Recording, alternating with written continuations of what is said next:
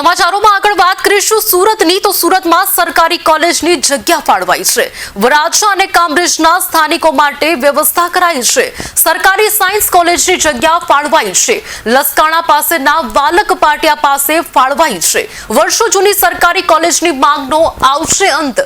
શિક્ષણ વિભાગ દ્વારા વર્ષ 2025-26ના વાર્ષિક બજેટમાં 52 લાખની જોગવાઈ કરવા દરખાસ્ત કરાઈ હતી।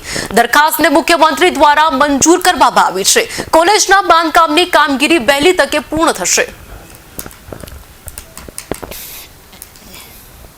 અમે સાયન્સ કોલેજનું ખાતમુહૂર્ત કરશું।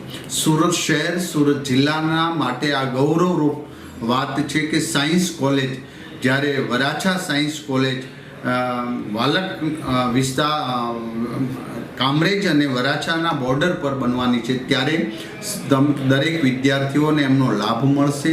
આવનારા સમયમાં વિશ્વ સમકક્ષ સાયન્સના જે સાયન્સ ફેકલ્ટી જે શરૂ કરવી જોઈએ એ તમામ ફેકલ્ટીઓ આ સાયન્સ કોલેજની અંદર અમે પ્લાનિંગ કરીશું। આ એક વિઝનથી અમે આગળ વધી રહ્યા છીએ। એનું કોલેજનું ભવન પણ એ રીતે બનાવીશું કે સ્ટેપ બાય સ્ટેપ જે રીતે જગ્યાની જરૂર પડે એ રીતે અમે એનું વધારો કરતા જશું।